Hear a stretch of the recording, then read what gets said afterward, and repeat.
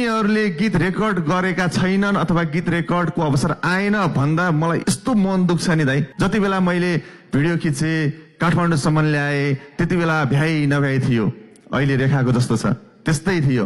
तर अहिले ठप्प भइरहँदा साँच्चीकै यति आफैले रोपेको बिरुवा अहिले हुर्किन पाएको छैन भन्दा यस्तो मन छिया छिया हुन्छ। तिमी किन यति भन प्यारो छौ, यो मन चोरी लाने भनको। वाह वाह वाह, जोरदार ताली। त्यही भएर मैले बहिनीहरूलाई जहिले भन्छु सामाजिक सञ्जालमा एक्टिभ हुनु, नहराउनु, गुमनाम नहुनु। मंजूरी बतुहार हुइना नबने हो महिन रुइना, सातौं जुनी संगे रबी मुश्किल बतुहार बिना। जोरदार ताली धन्यवाद। पाइना से कतै पनि मनको घाउसे हुनलाई गाह्रो रहेछ भवाइमा एक्लै जिउनलाई।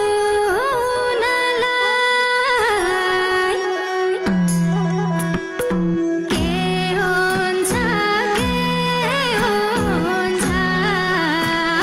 लेकमा बस्छु कोही आउलान् मन रुन्छ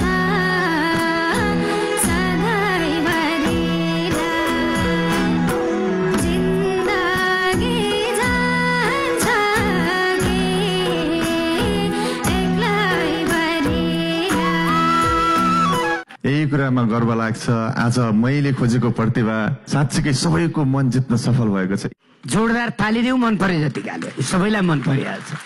थ्याङ्क अब यू। यो प्रतिभालाई दर्शकहरूले माया गर्न जरुरी छ। मैले यहाँसम्म ल्याएको छु, तपाईहरूलाई देखाइदिएको छु, चिनाइदिएको छु, तर अब तपाईहरूले मनमा बसाल्न जरुरी छ। सङ्गीता चौधरीलाई त्यस्तै रञ्जितालाई पनि। मेरो भन्नु हजुर नै एउटा हो, मैले बुझ्ने मन्दिर हो एउटा हो, माया साह्रै छ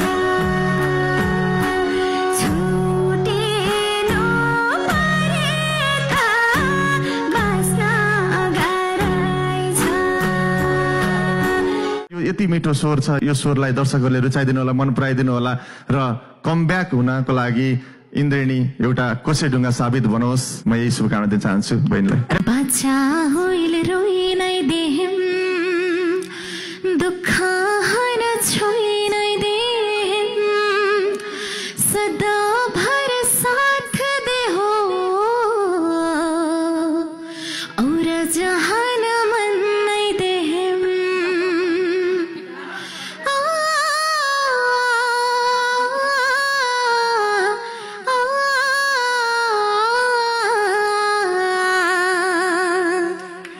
जोरदार ताली धन्यवाद। अनि मलाई के लाग्छ भने कृष्ण दाईको बारेमा त यस्तो भन्नेहरूले मेरो बारेमा छुस्स केही भेटायो भने अथवा कहीँ केही गल्ती मैले गरिहालेँ भने झन् के होला त्यस्तो लाग्छ।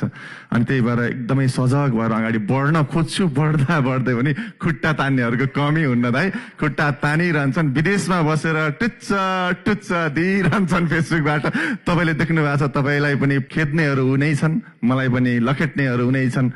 एउटै छ दाइ तपाईँ र मेरो दुःख।